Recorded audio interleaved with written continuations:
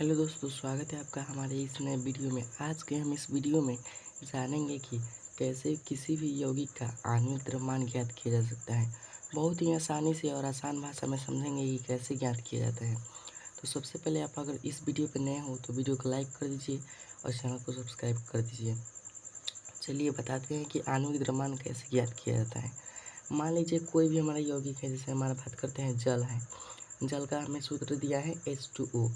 किसी भी यौगिक का ज्ञात करने के लिए उसका सूत्र और परमाणु संख्या, परमाणु द्रव्यमान, ये सब पता होना चाहिए। मान लीजिए हमको जल का ज्ञात करना है, तो जल का सूत्र होता है H2O। ठीक, तो इसमें H में क्या है, एक हाइड्रोजन है, दो हाइड्रोजन है और एक ऑक्सीजन है। तो अब बात करेंगे हाइड्रोजन का परमाणु द्रव्यमान कितना होता है। हाइड्रोजन का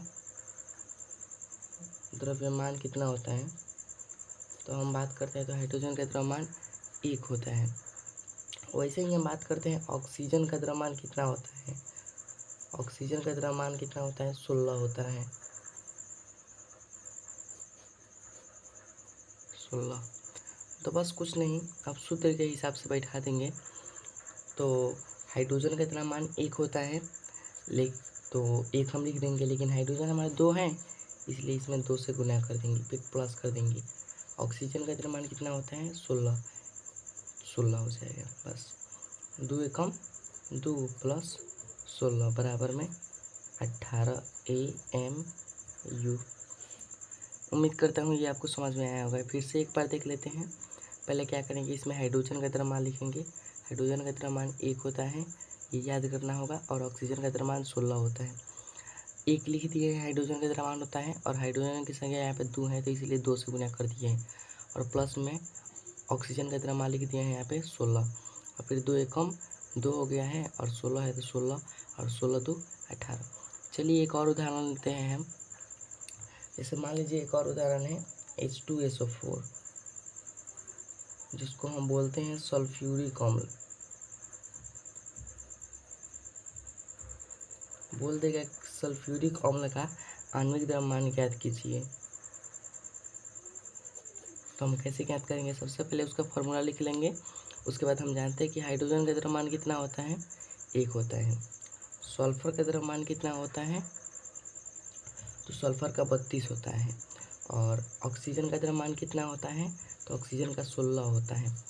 आगे बात करेंगे तो हम एक इसके परमाणु संख्या और परमाणु द्रव्यमान या ट्रिक से कैसे याद किया जाता है, उस पर हम वीडियो बना देंगे।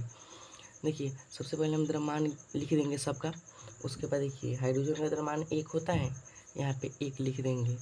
फिर हाइड्रोजन की संख्या कितनी है, 2, इसलिए हम इसमें 2 से गुना कर देंगे, प्लस सल्फर का द्रव्यमान 32 होता है, इसलिए हम लिख देंगे यहाँ पे 32, और फिर सल्फर 1 है तो इसमें कुछ से गुना नहीं करेंगे, प्लस ऑक्सीजन का द्रव्यमान कितना होता है, 16, लेकिन ऑक्सीजन की संख्या कितनी है, 4, इसलिए इसमें 4 से गुना कर देंगे। बस 2 एकम 2 प्लस 32 प्लस 16 चौका 64, सबको जोड़ दीजिए, 4 2 6 2 8 और 6 3 9, 98 AMU।